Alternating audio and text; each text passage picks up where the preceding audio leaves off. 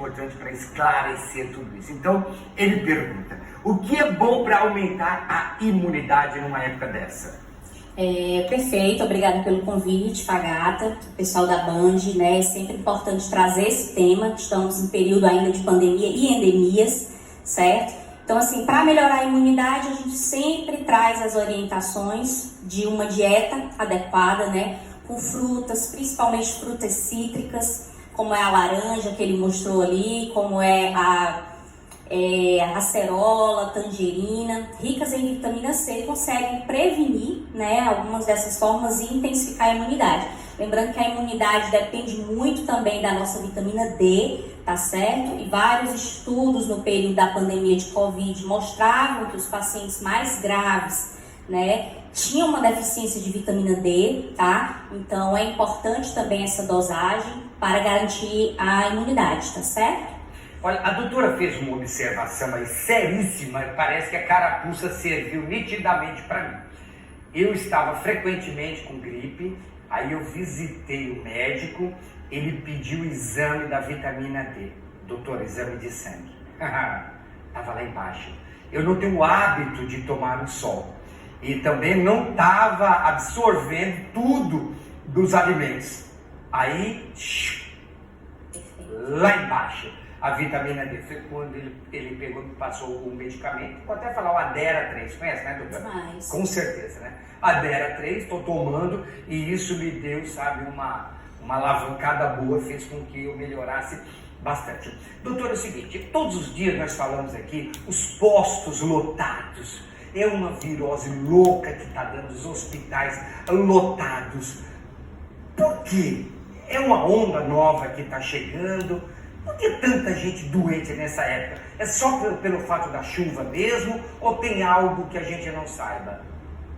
É bem frequente, tá? Nesses períodos chuvosos, a gente ter muitas viroses. Lembrando aqui que essas viroses, né? O geral, elas são causadas por vírus mesmo, mas algumas são causadas por bactérias. E sim, a chuva potencializa o aparecimento dessas infecções, né? A gente chama de gripe, tá? Na maioria das viroses, né? As gripes são infecções que afetam aqui as áreas superiores, tá? Tanto orofaringe, que é a garganta, nariz, dá uma febre alta, pode ter tosse, e aí estão relacionadas a vírus, por isso que generalizou chamando de viroses, geralmente causadas pela influenza A, né? E dentro do influenza A, para que vocês entendam, a gente tem duas cepas importantes que circulam no Brasil, tá certo? Inclusive aqui no Ceará, que é a H1N1, né? Que ficou famosa no período aí da gripe suína, e a H3N2. Essa sim, Fagata, respondendo a sua pergunta, essa sim é a nossa H3N2, é o tipo de influenza A que é sazonal, que vem nesses períodos das chuvas. Então, principalmente, a gente vai ter sim gripes por influenza A do subtipo H3N2, que é sazonal. Mas junto de todas as viroses, a imunidade cai e aí às vezes a gente tem outros componentes, né? Influenza B, Covid e outras doenças. Doutora, normalmente uma gripe demora quanto tempo para se manifestar? Olha, a maior parte das gripes, né, como eu vinha falando, causadas por esses vírus influenza, aí tem outros, adenovírus, rinovírus, para elas durarem em torno de 3 a 7 dias. Uma gripe que não complica, tá? E aí, em até 7 dias, para o paciente já não ter mais febre, já vir melhorando dos sintomas da tosse, da dor de garganta. Quando ultrapassa esse período, certo? Aí a gente tem que ver qual foi o fator de complicação, tá? E aí entram, né, os grupos de risco, certo? Geralmente idosos, gestantes, a população que tem doença crônica, né, como a diabetes, hipertensão, a obesidade, são os grupos que costumam complicar. E quando eu falo complicação, é de chegar a uma síndrome respiratória aguda, né, que é levar o paciente para o hospital, porque está com falta de ar, porque a tosse intensificou, ou porque o oxigênio, né, do sangue diminuiu, e aí a gente entra nos casos mais graves, certo? Mas, no geral, é para durar até 7 dias. Doutora, é o seguinte, a pessoa hoje atualmente, eu estou gripado, você está com Covid. Muitos locais onde você acaba visitando, Você chega lá gripado, opa, é Covid. Qual a diferença da gripe para essa Covid? Olha, as duas são gripes, tá certo? Diferenciando assim, a gente primeiro tem que diferenciar resfriado de gripe. Resfriado, né, são sintomas mesmo nasais, da garganta, que costumam dar febre.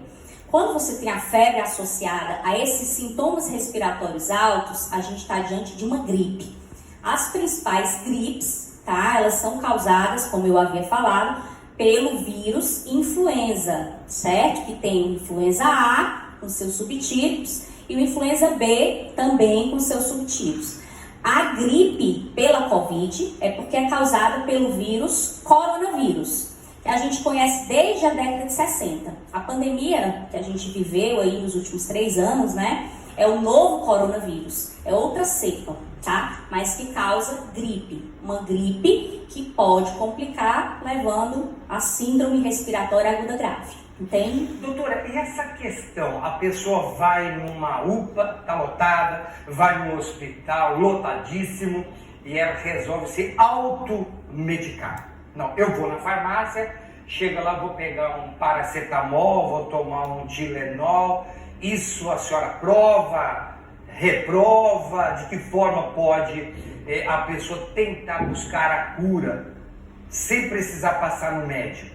Ou necessariamente tem que ir? É bem complicada essa pergunta, certo?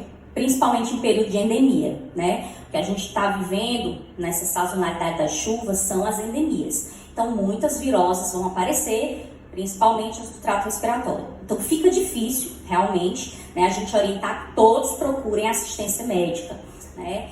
É até perigoso, porque o paciente pode ter uma cepa de vírus, vai ao hospital com sintomas leves e aí lá ele pode adquirir uma cepa de um vírus mais patogênico, que causa uma doença mais grave. Então a orientação é, se os sintomas são leves, né, que é uma coriza, aquele escorrimento do nariz, uma tosse, a febre não tão alta, a gente orienta sim a fazer sintomáticos, tá? Que são o quê? Dipirona, paracetamol, para quem não tem alergia, bastante hidratação e tentar o isolamento, certo? Pacientes de risco, tá? Que são esse grupo, né? Que são as gestantes, idosos, pessoas que podem complicar, né? Com comorbidades por TDPOC, diabetes, hipertensão. Essas pessoas a gente já orienta procurar assistência no primeiro momento, tá? Porque como as principais gripes são por influenza, né? Nós temos uma medicação, é o Tamiflu, o oseltamivir, o Tamiflu, ele deve ser usado nas primeiras 48 e 72 horas dos sintomas, tá? É uma droga que consegue quebrar a divisão do vírus. Então, a gente tem essa orientação para a população de risco, né, que são esses, de procurar, porque se estiver dentro desses 48 e 72 horas de início de sintomas, dá para ter uma gripe bem mais leve, tá certo? Após isso, alguns livros, né, alguns guidelines, que é por onde a gente se atualiza, orientam que pode ser feito ou não, mas a gente sabe que tem baixíssima probabilidade de não complicar a doença, então é até 72 horas mesmo. E aí, realmente, como elas são muito parecidas, né, por isso que a gente coloca dentro de uma síndrome, que é um conjunto de sinais e sintomas, as gripes, né, influenza, Covid, adenovírus, rinovírus, elas são bem semelhantes, tá? Então as orientações são as mesmas. Como é que dá para saber qual é qual? Aí só o exame, certo? Só testes. E a gente tem testes para essas patologias, tá certo? Certíssimo, doutora, muito bem explicadinha, né? Até gostoso de ficar ouvindo, porque eu já fiquei imaginando quem está em casa anotando tudo direitinho, uma verdadeira aula.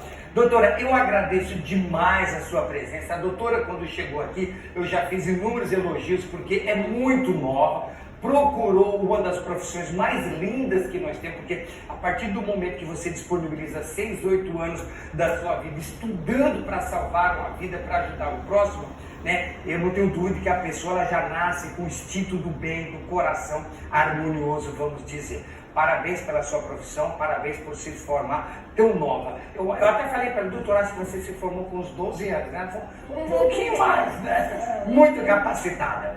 Obrigado, doutora. A senhora fica, a senhora não, você, né? Porque eu falo tudo isso, não, e depois senhora não. Você fica em qual hospital? Eu trabalho nas UTIs da Santa Casa de Misericórdia, do HGF, do César Caos, realizo consultório, tá? E atualmente sou professora do curso de medicina da Estácio de Canindé. Então, esses locais aí que eu estou me virando. Professora de medicina. Um abraço para os meninos que estão assistindo. Ah, é?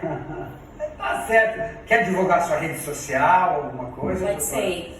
Eu sempre gosto de fazer atualizações no Instagram, tá certo? Então, se quiser adicionar o Instagram, é Bruna Custódio, Clínica Médica. Ah, apareceu. Não, pode falar. E esse é o número do meu consultório, tá certo? São consultas de clínica médica. Existe a especialidade de clínica médica, foi a que eu me especializei. Então, eu realizo todo tipo de atendimento, tá bom? E agradeço o convite a todos. E usem máscaras, lavem as mãos, álcool, tá certo? Se não fosse médica, teria qual a segunda opção? Ou não teria segunda opção? Eu pensei em fazer direito antes de pensar na medicina, mas durou até metade do meu ensino médio. E aí eu realmente me apaixonei pelo cuidar, né? Eu venho de uma família que é de cuidadores, que eu considero assim. E aí eu acho que une, né, genética, influência ambiental, e a gente acaba tendenciando a escolhas. E que foi uma excelente escolha, porque eu sou muito feliz atualmente na minha profissão. Eu não tenho dúvida disso. Mais uma vez, doutora Bruna Custódio, muito obrigado mesmo, tá, pela sua nobre gentileza. Com certeza muita gente falou assim, olha, captei a mensagem, daqui em diante eu vou me cuidar. Ô Francisco, 1h mais 57 minutinhos, eu quero...